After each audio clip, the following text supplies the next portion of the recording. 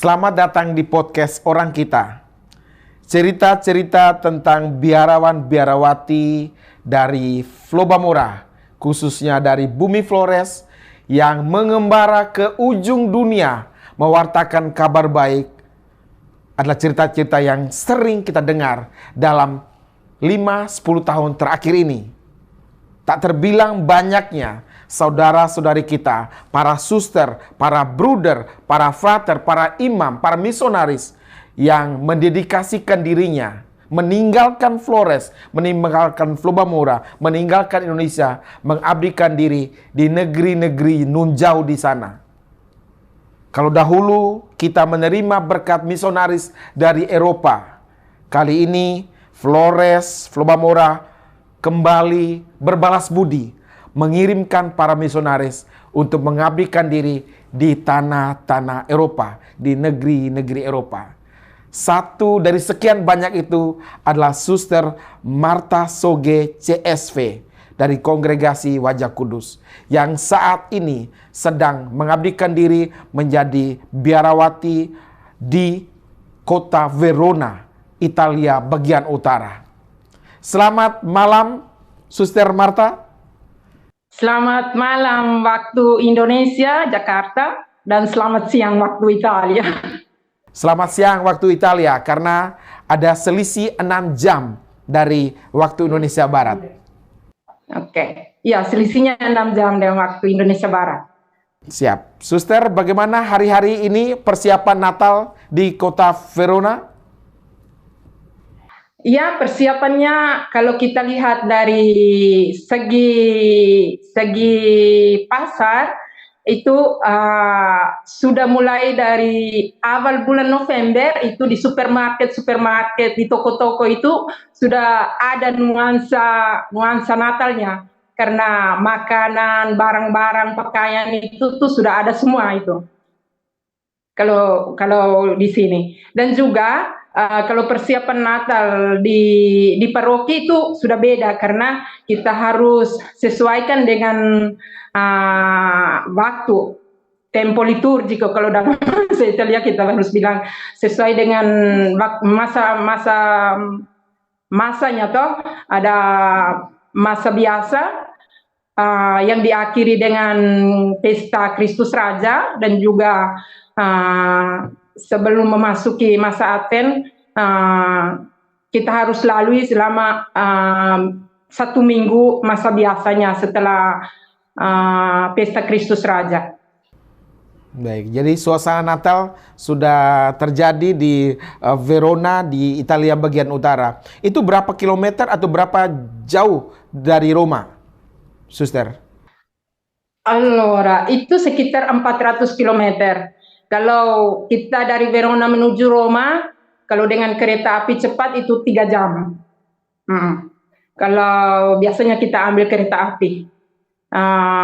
Transportasi lain itu tuh dengan mobil. Kalau dengan mobil itu tuh 5 atau 6 jam ke Roma. Jadi Suster bekerja untuk paroki di Verona?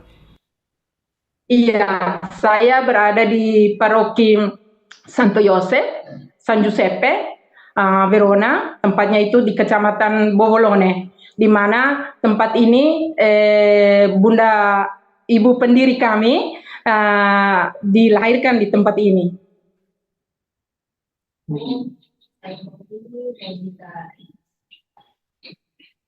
Ya, kita lanjutkan percakapan. Suster sudah berapa tahun bertugas di Italia? Kalau saya hitung setelah saya menjadi suster itu sudah 20 tahun.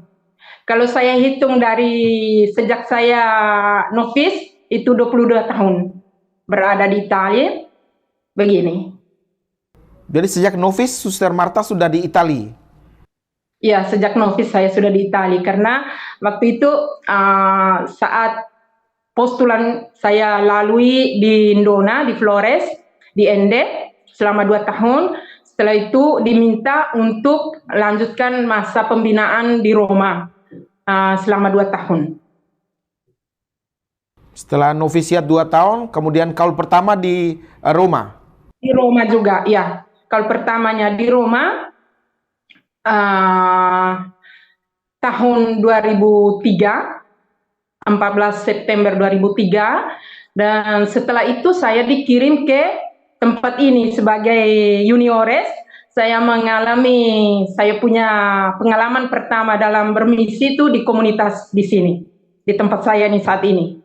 Selama 2 tahun, setelah itu saya dipanggil lagi ke Roma untuk melanjutkan studi selama 3 tahun. Dan 1 tahun saya gunakan untuk persiapan Kaul Kekal. Itu selalu di Roma.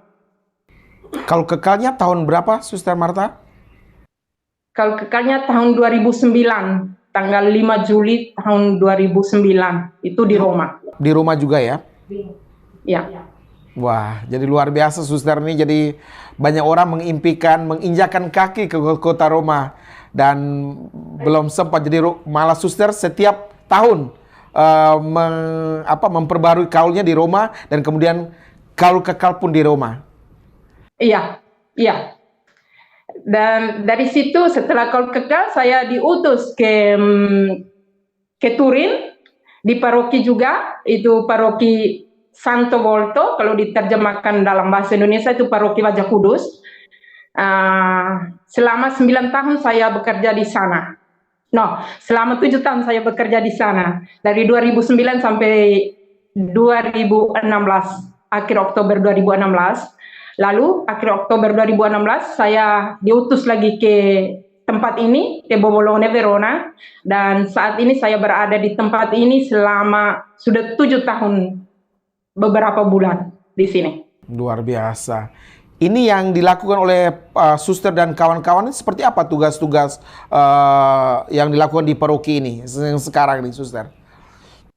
Allora, saat ini saya sebagai pimpinan komunitas juga di tempat ini, dan juga misi pelayanan kami di paroki ini yaitu berpastoral. Dalam hal ini kami mendampingi anak-anak dalam berkatekese, dalam menganimasikan liturgi di gereja, dan juga mendampingi bukan hanya anak-anak usia sekolah, tapi kaum muda juga, kaum remaja yang berusia 12, 13, 14 tahun, lalu anak-anak muda yang berusia 16, 17 tahun itu kami dampingi juga, bekerja sama dengan para pastor yang bekerja di sini. Wow, ya, cukup beragam ya aktivitasnya, Suster ya? Cukup beragam. Dan juga selain itu bukan hanya hal itu yang kami lakukan, dan juga tempat ini juga kami banyak membantu juga keluarga-keluarga yang secara ekonominya cukup rendah. Bukan hanya orang Italia saja, tapi banyak juga pendatang yang dari Afrika, dari Maroko, dari Tunisia yang ada di sini. Saya dengar itu cukup merepotkan para suster di sana mengelola para imigran yang datang ke kota-kota di Italia, termasuk di Verona. Bagaimana, Suster, para imigran tersebut? Menurut saya dan juga pengalaman yang kami para suster yang bekerja di tempat ini, ya ada sesuatu yang membahagiakan juga, bertemu dengan orang-orang yang punya budaya yang berbeda dengan kita, dan juga hal itu kita butuhkan dialog, butuhkan juga saling dengar untuk bisa memahami kebutuhan-kebutuhan yang mereka inginkan itu. Oke, baik Suster. Jadi sudah 20 tahun Suster mengabdikan diri menjadi Suster Wajah Kudus. Mula-mula postulat di Dona 2 tahun, kemudian novisiat di kota Roma, dan kemudian sampai hari ini mengabdikan diri di Italia. Apa yang dulu, kalau kita kilas balik nih Suster, ya, Suster berasal dari sebuah kota kecil, sebuah kampung kecil di Raja Wawo, tepatnya di Teondua. Kemudian berangan-angan dan kemudian membaktikan diri sebagai suster. Apakah impian masa kecil, Suster? Tidak ada bayangan sama sekali bisa sampai di sini. Uh, Impian yang lahir untuk bisa menjadi suster itu ketika duduk di bangku SMA. Ketika duduk di bangku SMA itu mulai berpikir dan sering bertanya diri, toh mau ingin jadi apa? Mau manusia yang model apa saya nanti? Jadi setelah tamat SMA itu saya secara serius untuk berpikir, toh panggilan hidup apa yang saya akan jalani nanti. Itu. Dan hal itu saya yakin bahwa saya tidak berjuang sendiri, karena di saat-saat discernment saya punya itu ada beberapa orang penting dalam hidup saya yang banyak membantu saya untuk memahami hal itu. Itu secara khusus saya ingat baik sekali sampai sekarang, saya masih ingat. Dan itu pastor paroki Nangapanda waktu itu, Romo Dion Bolen Lewar, banyak sekali membantu saya untuk memahami hal itu. Dan juga keluarga, karena banyak sekali keluarga yang mendukung saya, termasuk teman-teman saya juga di kampung halaman waktu itu. Jadi cukup banyak orang yang berjasa, yang mendorong suster kemudian memilih jalan ini, jalan yang sunyi sepi kalau kata orang, dalam konteks di mana hari-hari ini, di mana tahun-tahun ini orang lebih berlomba-lomba untuk hedonisme, untuk hal-hal yang duniawi. Tapi Suster Martha dan para pastor, para suster, para bruder memilih jalan khusus, jalan yang secara spesial disiapkan untuk mengabdikan diri bagi orang lain. Bagaimana, Suster? Iya, karena ini menurut saya panggilan itu tuh sebuah rahmat ya. Panggilan hidup apa saja, hidup membiara, hidup menjadi imam, hidup berkeluarga juga, itu adalah satu rahmat. Yang paling penting adalah kita tahu mendengarkan sapaan Tuhan dalam setiap hidup kita. Itu. Dan memberikan kesempatan agar kita bisa mengerti kapan dan di mana saja Tuhan hadir dalam hidup kita, dalam segala situasi apapun. Ya, saya ingat dulu Suster di SMA Negeri 1 ND ya, Suster ya? Iya, di SMA Negeri 1 ND. Pasti kenal seseorang yang ada di SMA Negeri 1 ND juga di situ. Saya kenal itu, Suster satu angkatan dengan Ibu Yacinta Dominga Iye. Iya, kalau di SMA tidak. Di SMA tidak, karena saya waktu mau masuk SMP saya di luar 1 tahun, saya tidak lanjutkan ke SMP. Waktu itu Ibu Yacinta Domingaya dia lanjutkan. Karena waktu itu saat saya masuk SMA Negeri 1 ND, Ibu Yacinta Domingaya sudah kelas 2 SMA waktu itu dia. Oh, jadi selisih 1 tahun jadinya. Iya, iya. Kenal baik sejak kami di bangku SD. Oke. Karena satu SD dengan saya waktu kami di SDK Kendari 1 di Rajawawo. Saya pernah dengar cerita soal bagaimana Suster Martha waktu di ND, kemudian ada peristiwa-peristiwa yang ya namanya saat itu hidup sangat sederhana ya. Jadi ada yang Mas Lasa jualan bakso yang kalian bantu dorong gerobak dari di Jalan Perwira. Itu bagaimana ceritanya, Suster Martha? Kami itu bersama dengan Ibu Yacinta, kami lucu karena kehidupan di Jalan Perwira itu memang sederhana sekali, karena waktu itu memang kami tidak ada apa-apa. Yang penting itu pergi sekolah, dan juga tidak tahu kenapa, karena soal buku-buku pelajaran kami tidak terlalu banyak buku-buku pelajaran yang disiapkan dari keluarga atau yang diberi dari keluarga begitu. Uang juga hanya apa adanya, yang penting makan minum. Tapi kami selalu bersedia untuk membantu, misalnya kupas bawang putih, kupas bawang merah di Om Lasa, sehingga apa yang dia berikan kami terima, makan saja apa adanya. Termasuk kuah bakso? Termasuk itu juga. Oke, baik Suster, kita lanjutkan yang lebih serius berkaitan dengan 20 tahun menjadi suster, bahkan 22 tahun dan mengabdikan diri di sebuah negara Italia, negara Katolik, di mana iman Katoliknya begitu luar biasa. Suster bisa ceritakan kepada kami bagaimana iman Katolik di Italia secara umum, di mana tempat suster mengabdi saat ini? Laura, kalau kita lihat secara keseluruhan, memang semua negara-negara Barat itu agak menurun soal hidup religius di Eropa. Tapi menurut pengalaman saya di tempat ini, umatnya memang luar biasa, memang sangat religius. Devosi kepada Bunda Maria sangat tinggi, devosi kepada Santo Yosef sangat tinggi. Adorasi Sakramen Maha Kudus itu tuh setiap hari dari jam 8 pagi sampai dengan jam 10 itu umat yang hadir untuk adorasi. Bukan kami suster, kami hanya untuk ini saja, untuk mengkoordinasi saja bersama dengan para pastor. Jadi pengalaman saya di tempat ini banyak sekali awam, keluarga-keluarga muda, keluarga-keluarga yang sudah tua juga, itu banyak memberi kepada kami juga. Banyak sekali memberikan kesaksian iman yang begitu dalam terhadap kami.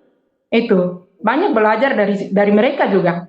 Dan juga mereka hidup, mereka punya iman, dan juga dalam memberikan sedekah sangat murah hati. Hal-hal macam begitu. Jadi suster melihat bahwa meskipun secara umum mungkin gereja-gereja mungkin mulai kosong, tapi secara bisa dikatakan masih cukup baik ya iman Katolik di Italia. Masih cukup baik, dan juga kita harus lihat dari kota ke kota. Misalnya dulu waktu saya bertugas di Turin, itu Turin kan kota industri. Jadi banyak dengan kekayaan yang begitu luar biasa, orang-orang banyak melupakan hal-hal yang religius, hal-hal spiritual. Itu hari Minggu tuh orang tidak lagi ke gereja. Kenapa? Karena hari Minggu untuk orang-orang ini tuh di mana? Di supermarket. Itu begitu. Nah, tugas-tugas katekese seperti yang di Flores dilakukan itu masih sering terjadi, masih sering dilakukan untuk masyarakat Italia, suster? Iya, karena kami dampingi anak-anak itu tuh selama setahun itu tuh, misalnya persiapan komuni pertama itu contohnya. Kalau persiapan komuni pertama, kalau saya lihat kita di sana di Flores itu, kalau persiapan komuni pertamanya itu tuh saat waktu yang begitu dekat untuk mau komuni pertama, itu baru kita mukut untuk persiapan katekese orang tua atau anak-anak juga begitu. Di sini kita persiapan untuk komuni pertama anak-anak itu tuh dari kelas 2 SD, kelas 3 SD, dan kelas 4 SD. Jadi 3 tahun perjalanannya itu. Karena itu tuh seminggu sekali kami bertemu anak-anak. 3 tahun ya, seminggu sekali. Berarti total hampir 150 pertemuan. Iya. Iya. Sedangkan kita di Flores paling 1-2 bulan sebelum komuni. Iya. Kalau kita di sana begitu. Itu saya lihat memang waktu 3-4 tahun lalu waktu saya berlibur di kampung itu begitu kelihatannya. Karena itu kan butuh proses juga toh. Semuanya butuh proses. Dan tidak mungkin kita masukkan semua hal-hal religius spiritual itu dalam waktu yang sempit. Dan juga kita menuntut anak-anak supaya bisa mengerti. Tidak mungkin. Ya, jadi disampaikan soal konsep-konsep iman Katolik itu secara perlahan-lahan selama setiap minggu selama 3 tahun. Iya, selama 3 tahun. Itu untuk komuni pertama. Kalau Krisma itu setelah Krisma itu dari kelas 5 SD sampai kelas 2 SMP. Kelas 2 SMP itu baru mereka terima sakramen Krisma. Jadi untuk Krisma pun sama, 3 tahun juga persiapan. Iya, 3 tahun juga. Begitu. Selanjutnya nanti untuk pernikahan, berapa tahun persiapan pernikahan sebelum seorang? Karena dari paroki itu siapkan program tuh. Siapa yang mau persiapannya 2 tahun, siapa yang mau ada persiapannya 1 tahun, itu waktunya itu. Luar biasa panjang ya. Sedangkan kita di sini di Indonesia pada umumnya paling 3 minggu, 3 pertemuan untuk kursus persiapan pernikahan. Tidak bisa kita buat macam begitu karena situasi saat ini tuh perlu juga orang merefleksikan juga toh hal-hal yang kita berikan dan berikan kesempatan untuk mereka mendalami hal-hal yang kita berikan. Baik, suster tadi katakan bahwa suster juga semacam ketua untuk ketua komunitas. Itu berapa orang suster yang dalam pengawasan suster di Biara? Kami di Biara ada 5 orang. Suster Alberta dari Italia, dari Padua. Lalu kami dari Indonesia ada 4 orang. Suster Esti dari Kefa, Suster Teresa dari Manggarai, lalu Suster Rosalina dari Kupang. Juniores yang baru tiba di sini sementara belajar bahasa Italia juga. Jadi 5 orang di Biara, 4-nya dari Indonesia. 4-nya dari Indonesia. Dan itu rata-rata di komunitas-komunitas Biara yang ada di Italia seperti itu. Apa jumlahnya? Lebih banyak orang Indonesia yang suster lihat. Iya. Untuk saat ini misalnya di komunitas-komunitas kami yang ada di Italia tuh ada suster-suster Indonesia, ada yang 3, 4 atau ada yang 5. Kalau komunitas yang lebih besar tuh ada yang 5, ada yang 2, ada yang 3 begitu. Nah, 5 orang suster ini setiap hari dengan tugas yang berbeda kah? Bagaimana suster bisa ceritakan model pelayanan yang dilakukan oleh Kongregasi Wajah Kudus di paroki tadi? Bisa disampaikan kepada kita. Allora, masing-masing kami punya tugas ya. Tapi misalnya saya Suster Esti dan Suster Teresa itu berkatekese juga, animasi liturgi juga itu.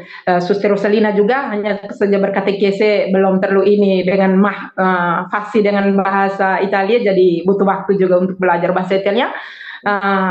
Dan juga Suster Alberta yang orang Italia, dia tangani orang-orang jompo dalam hal hidup spiritual mereka punya. Karena Suster Alberta dia punya usia juga sudah agak tua, itu begitu. Jadi itu aktivitas sepanjang hari, nanti kembali ke biara di sore hari kayak gitu atau seperti apa? Atau siangnya sudah bisa ke biara atau seperti konteksnya gimana untuk di paroki? Karena kompleks paroki dengan kompleks biara kami itu dekat satu. Oke. Gerejanya juga dekat, hanya 2 menit saja itu kami sudah di gereja, dan juga tempat pastoral juga itu berdekatan. Berarti salah satu tugasnya suster dan kawan-kawan itu termasuk mengajar agama Katolik di sekolah-sekolah tadi. Bukan di sekolah-sekolah, ini sistemnya di sini tuh beda dengan kita punya di sana. Gimana suster? Beda. Jelas. Karena berkatekese bukan hanya orang-orang yang studinya untuk menjadi guru agama, bukan. Untuk berkatekese di sini adalah tugas semua kita yang dibaptis. Wow. Jadi setiap orang Katolik wajib peran untuk menjalankan katekese bagi umat Katolik lainnya. Iya, begitu. Karena yang memberikan katekesi itu bukan hanya saya sebagai seorang suster, bukan hanya mereka para pastor, tapi awam juga yang bukan studi untuk menjadi guru agama, awam biasa yang punya kesediaan untuk memberikan katekese kepada anak-anak ataukah awam-awam yang lain yang mau untuk mendalami mereka punya kehidupan iman. Oh, menarik nih. Ini yang ya mungkin Suster melihat ada perbedaan dengan cara kita mendidik anak-anak kita di setidaknya di Flores dengan yang di Italia? Iya, beda.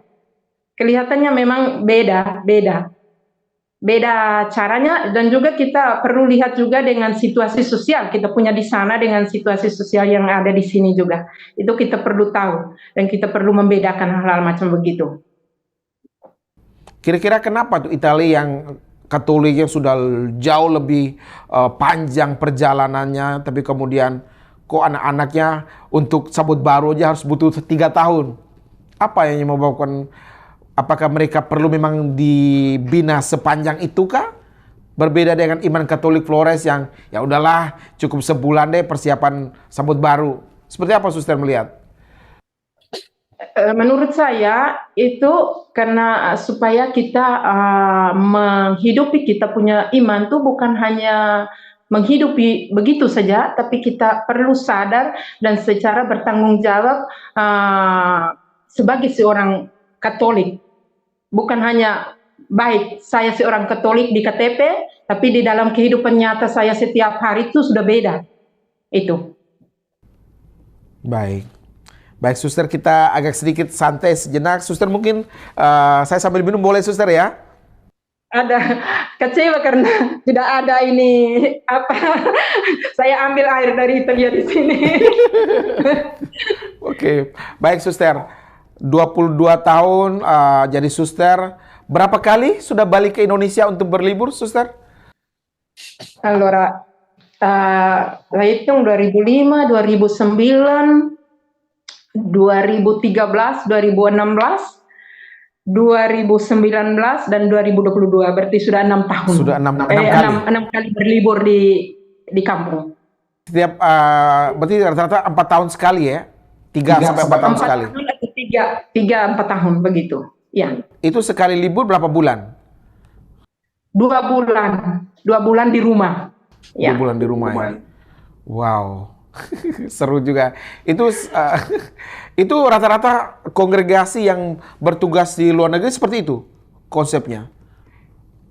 Itu tergantung dari aturan kongregasinya. Itu yang saya tahu, kami sebagai suster-suster Baja Kudus tuh aturannya tuh begitu. Setiap 3 tahun kami punya peluang untuk kembali ke rumah untuk berkunjung keluarga.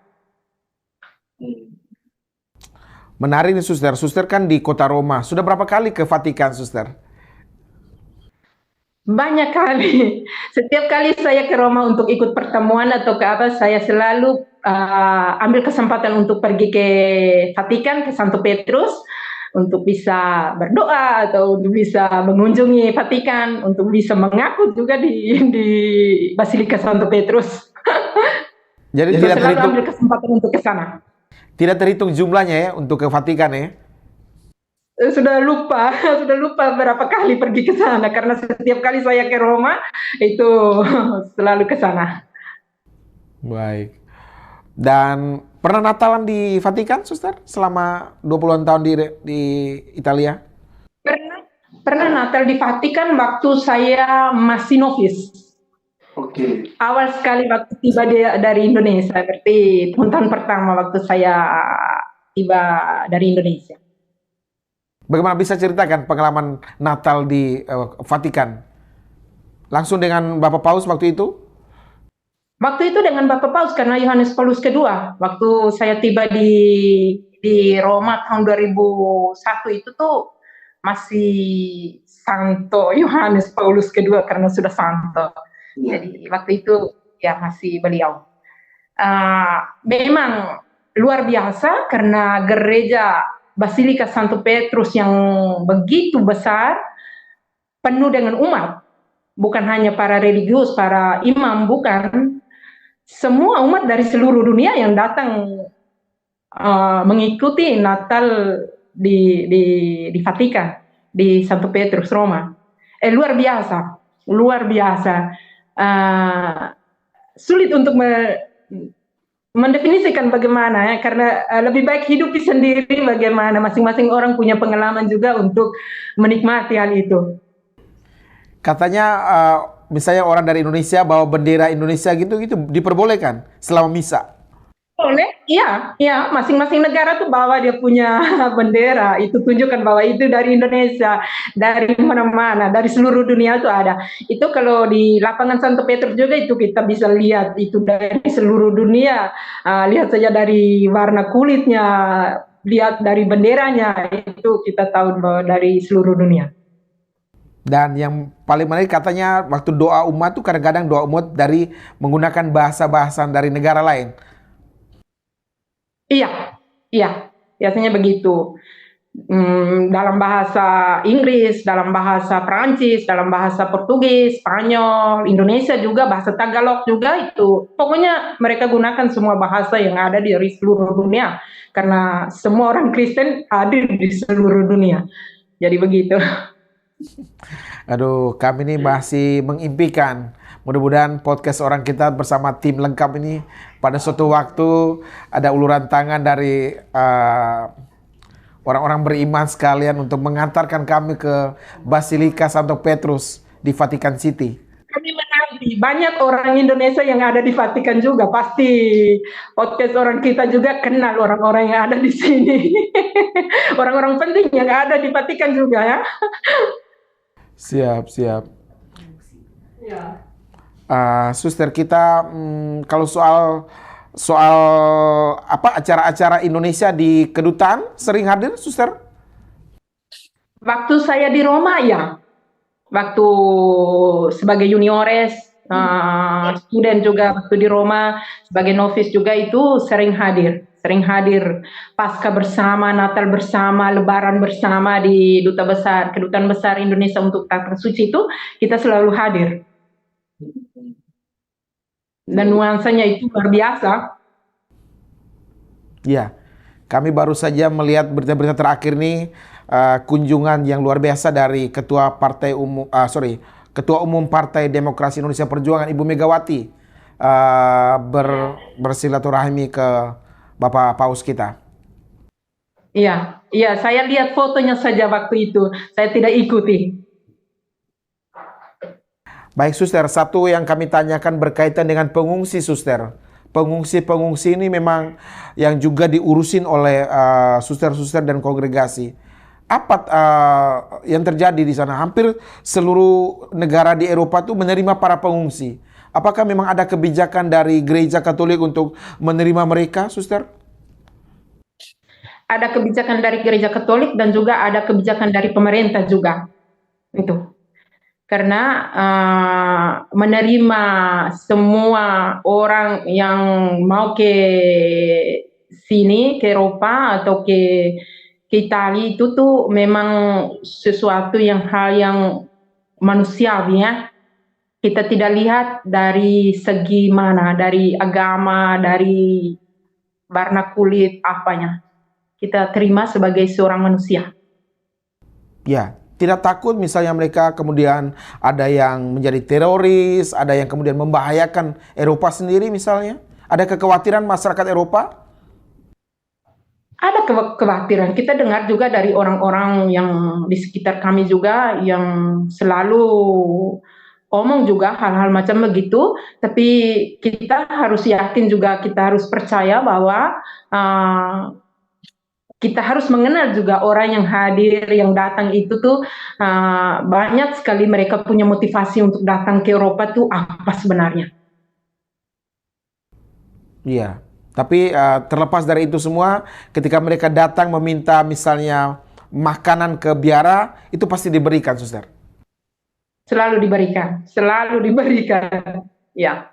Kadang-kadang mereka tidak tahu berbahasa Italia juga, itu karena mungkin selalu menggunakan pakai bahasa Arab, misalnya orang dari Maroko atau Tunisia, itu Tapi kita mengerti bahwa mereka butuhkan roti, keju, itu kita berikan, selalu berikan.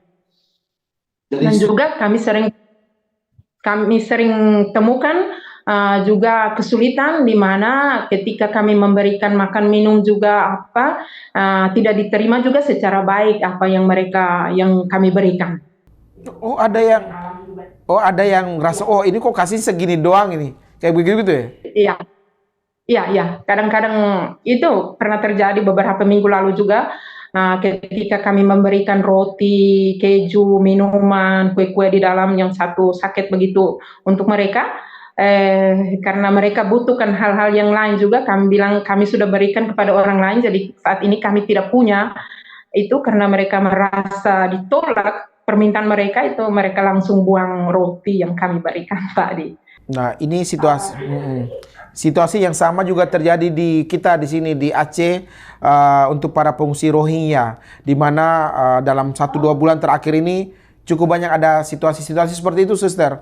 Ada yang merasa kok kami hanya dikasih makan begini, kok kami tidak ada lauknya, sehingga sedikit menimbulkan perlawanan, terutama di media sosial bagi masyarakat Indonesia. Kok nggak tahu diri nih para pengungsi ini sudah datang, kemudian kami sudah beri ini kayak berlebihan itu. Itu dirasakan juga para suster di sana? Ya, kami rasakan juga hal macam begitu. Kami rasakan juga hal macam begitu karena mereka tidak menerima secara sepenuh hati juga apa yang kita berikan. Ya, selalu mengomel apa yang kita berikan. Kami selalu mengatakan bahwa kami memberikan apa yang kami ada. Kami tidak mungkin memberikan kepada kamu apa yang kami tidak ada. Baik, luar biasa, Suster. Itulah situasi bangsa kita, situasi dunia kita, Suster. Dengan penduduk 8 miliar, kita harus tetap berbagi dengan mereka yang mungkin terpaksa mengungsi, mencari suaka ke negara-negara lain, karena di negaranya sendiri tidak aman, di negaranya sendiri mungkin dia diusir karena perbedaan suku, geno, dan lain-lain seperti itu, Suster. Iya, iya. Suster, kita lanjutkan dengan aktivitas-aktivitas. Saya dengar Suster juga memperkenalkan bahasa Indonesia di kalangan masyarakat di komunitasnya, Suster. Benar demikian, Suster? Iya, benar begitu. Karena kami bekerja di paroki berarti banyak bertemu dengan orang-orang ya. Jadi kami mengajar mereka untuk menyanyi. Jadi kami beri suatu lagu untuk mereka belajar lagu Salam Maria. Salam Maria, jadi mereka belajar. Yang mana tuh mereka? Salam Maria yang mana? Bagaimana? Lagu Salam Maria yang mana yang dilatihkan ke warga Itali? Kami latihkan Salam Maria penuh rahmat. Yang ini. Oh, lagu bagus itu. Dan mereka bisa nyanyikan. Iya, lagu bagus. Jadi mereka bisa nyanyi kan, dan juga umat juga ikut menyanyi. Sekalipun kata-katanya mereka tidak tahu, tapi dengung dengan ritme yang ada. Yang saat akhirnya itu refrennya itu tuh yang Ave Maria itu tuh mereka nyanyi kuat itu umat yang ikut misa. Berarti misa di paroki. Setiap minggu kami menyanyi lagu itu juga. Wow, menarik ya. Iya. Nanti kalau ada videonya nanti dibagikan, Suster ya. Kenapa? Kalau ada video yang umat Italia menyanyikan lagu Salam Maria, kan bisa dibagikan. Oke. Nanti saya bagikan. Mereka cukup bangga juga dengan kehadiran kami di sini karena sering mereka meminta kami untuk mengajar bagaimana dengan kamu punya tarian, bagaimana dengan kamu punya pakaian adat, bagaimana dengan kamu punya lagu-lagu berbahasa tapi sulit untuk mengucapkan, tapi mereka suka dengan kita punya musik-musik, lagu-lagu liturgi juga. Ini baru-baru kami ajar juga dua lagu. Haleluya dalam bahasa Sì, Alleluia, karena Alleluia pengucapannya sama seperti Italia, tapi ritme kita punya. Haleluya versi Flores. Iya, versi Flores. 2, 3 Alleluia versi Flores. Sudah bergabung di sini itu hampir setiap 2, 3 hari dalam misa harian itu tuh kami nyanyi bersama dengan mereka. Menarik. Kalau soal lagu-lagu untuk menari, untuk pesta-pesta, gawi atau jai, pernah diberikan ke mereka? Latihan contoh? Uh, Tidak, untuk di sini di tempat ini tidak, tapi waktu saya di Turin, ada acara-acara di paroki, bersama dengan suster dari Kefa juga, itu kami pernah mengajar itu roka tenda untuk anak-anak. Itu. Saya tidak tahu kalau sampai saat ini mereka masih tetap jalankan atau tidak. Jadi para suster ini selain duta iman, sebenarnya duta negara ya, memperkenalkan Indonesia, memperkenalkan Flores bagi masyarakat Italia. Iya, secara spontan juga karena itu memang kita ada dalam diri kita bahwa kita tuh orang Ende, kita tuh orang Flores, kita tuh orang Flobamora, begitu. Memang tertanam dalam diri kita. Biar sekalipun kita sudah jauh, sekalipun kita sudah lama di negeri orang, tapi kita tidak mungkin lupakan asal usul kita. Luar biasa. Dan lalu untuk ketemu misalnya orang-orang kita yang sesama suster di Italia, ada semacam pertemuan-pertemuan rutin gitu antar kongregasi, suster? Antar kongregasi itu ada itu, misalnya di Roma. Oh di Roma, bertemunya di Roma dengan para suster yang lain? Itu di Roma. Waktu-waktu saya masih di Roma itu sering ikut, sebulan sekali itu sering ikut. Tapi di daerah kami juga di Italia Utara ada, ini baru-baru suster-suster saya di sini itu mereka ikut pertemuan dengan para suster, para pastor Indonesia yang ada di daerah Italia Utara, itu mereka bertemu di Padua, di tempatnya Santo Antonius dari Padua, karena ada juga pastor dari Indonesia yang bekerja di situ. Jadi mereka sempat bertemu dengan Bapak Duta baru untuk Takta Suci. Mereka sempat bertemu.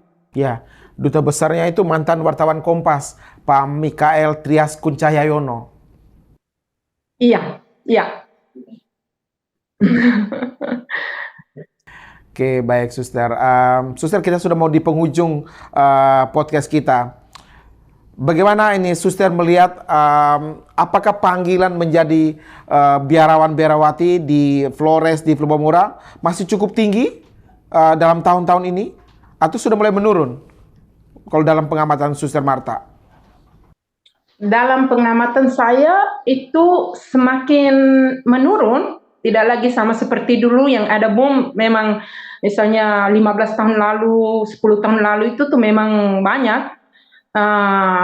Untuk saat ini tuh memang semakin menurun karena menurut saya pasti dengan ada pengaruh-pengaruhnya juga tuh, pengaruh sosial, pengaruh digital juga, karena banyak sekali kelihatannya banyak anak-anak remaja kita, anak-anak muda kita tuh lebih banyak memberikan mereka punya waktu untuk bersama dengan menggunakan HP mereka atau laptop mereka punya, daripada menggunakan waktu juga untuk merefleksikan diri dan bertanya diri apa dan siapa yang mereka mau ingin jadi nanti setelah mereka punya usia yang bisa memilih jalan hidup mereka. Artinya dalam refleksi Suster Marta yang sudah 22 tahun hidup membiara, memang masih ada panggilan itu, tapi cenderung menurun grafiknya dalam 10 tahun terakhir ini, Suster. Iya, menurut saya ya begitu. Dan juga mungkin motivasinya itu tuh, motivasi panggilannya itu tuh tidak tahu ya, karena banyak sekali anak-anak kita, contohnya saya kalau pulang kampung itu sering mereka bilang begini, oh iya suster ada di Italia, bagus ya di luar negeri. Jadi kelihatannya tuh motivasinya itu tuh hanya sebatas itu, jangan, saya mau ingin jadi suster untuk ke luar negeri. Jadi sama sekali tidak. Saya pernah jawab, ada satu anak dari Raja Wabo yang ngomong macam begitu, saya bilang, kalau adek punya motivasi macam begitu, lebih baik tinggal di Raja Wabo saja daripada pergi ke Italia. Betul. Itu. Sepakat sama suster. Jadi soal penempatan ke luar negeri, penempatan di dalam negeri, itu adalah pilihan kongregasi. Jadi kita tidak perlu ada motivasi dari awal mau ditempatkan di luar negeri. Bukan begitu suster ya? Iya, karena ini kan soal panggilan, soal misi pelayanan juga toh, karena kita diutus kemana saja, dan kita sudah yakin dan sadar bahwa kita sudah siap untuk diutus kemana saja untuk mewartakan kabar gembira toh. Betul. Jadi kalau mengimpikan ditempatkan di Italia, tiba-tiba ditempatkan di Papua Nugini, ya harus terima. Seperti itu suster ya? Iya, harus terima karena kita sudah tahu bahwa misi pelayanan, misalnya dari Kongregasi Wajah Kudus itu yang ada, kalau dikirim ke Brasil ya pergi ke Brasil, kalau dikirim ke Bolivia ya pergi ke Bolivia, atau diminta untuk kembali ke Indonesia ya saya bersedia untuk kembali ke Indonesia. Siap. Suster, Kongregasi Wajah Kudus itu di Indonesia, pusatnya di Indona, benar suster? Iya, pusatnya di Indona, karena di Indona itu rumah formasi ya untuk kami. Tapi rumah pertamanya itu di Koting, Maumere. Iya. Sudah berapa suster yang dihasilkan dari formasi Indona dan Koting, suster, sampai hari ini? Sekitar 70-an suster Indonesia yang dididik dari Indona dan dari Kotim. Dan 70 itu sudah tersebar ke seluruh dunia? Iya, karena ini ada di Brasil, ada di Brasil, yang sekitar 30-an atau 25 atau 30-an itu ada di sini di Italia. Bekerja di setiap komunitas di Italia dan juga beberapa yang sementara studi. Jadi saat ini masih di 3 negara ya, Indonesia, Brasil, dan Italia. Bolivia juga, Bolivia juga. Baik. Suster, ini pernyataan terakhir, bagaimana suster menyampaikan pesan untuk adik-adik kita yang mungkin tertarik dengan kehidupan biara, agar mereka kemudian memantapkan hati bergabung dalam Kongregasi Wajah Kudus ataupun kongregasi-kongregasi yang lain. Silakan suster. Pesan yang saya ingin berikan kepada mereka itu, yang penting mereka bersedia untuk didampingi oleh orang-orang yang punya pengalaman dalam hidup beriman juga, dalam hidup apa saja, karena tidak mungkin bukan hanya seorang pastor yang bisa mendampingi, keluarga juga, orang-orang yang punya pengalaman iman yang dalam juga bisa mendampingi anak-anak macam begitu, dan juga memberikan kesempatan dan waktu juga untuk berefleksi, bertanya diri juga toh, jalan mana yang saya pilih, karena jalan yang kita pilih itu demi kebahagiaan hidup kita sendiri toh. Amin. Terima kasih suster atas motivasinya. Semoga grafik tadi yang sempat menurun dalam 10 tahun terakhir untuk panggilan menjadi biarawan biarawati kembali naik, sehingga pada waktunya makin banyak putra-putri Flores, Flobamora yang membaktikan diri di jalan kehidupan yang membiara dan kemudian mengabdikan diri bagi umat di seluruh jagat raya yang saat ini dihuni oleh 8 miliar penduduk bumi. Suster, terima kasih atas obrolan singkatnya. Kami ucapkan selamat Natal untuk para suster Kongregasi Wajah Kudus di kota Verona dan kota-kota lainnya di Italia. Kami ucapkan selamat mengabdikan diri menjadi biarawati dan membanggakan selalu bagi masyarakat Flobamora dan juga membanggakan sebagai masyarakat Indonesia. Terima kasih banyak Suster Marta. Terima kasih Pak Nando. Salam Natal juga untuk podcast orang kita dan untuk semua keluargamu yang ada di situ dan semua keluarga yang ada di Raja Wawo, Flores, Ende, Flobamora semuanya. Terima kasih banyak. Terima Kita kasih. saling mendoakan. Saling mendoakan. Terima kasih Suster.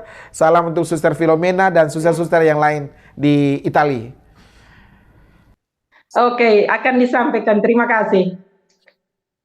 Terima kasih dan demikian percakapan saya bersama dengan Suster Marta Soge, CSV dari Kongregasi Wajah Kudus yang telah 22 tahun membaktikan diri hidup membiara dalam 20 tahun terakhir berbiara atau berkehidupan membiara di negara Italia, di beberapa kota, Turin dan sekarang Verona. Suster Marta Soge berasal dari kampung kecil di Teondua, Raja Wawo, Nangapenda, Ende, Flores, Nusa Tenggara Timur. Sebuah kampung kecil yang telah menghasilkan cukup banyak suster, cukup banyak pastor.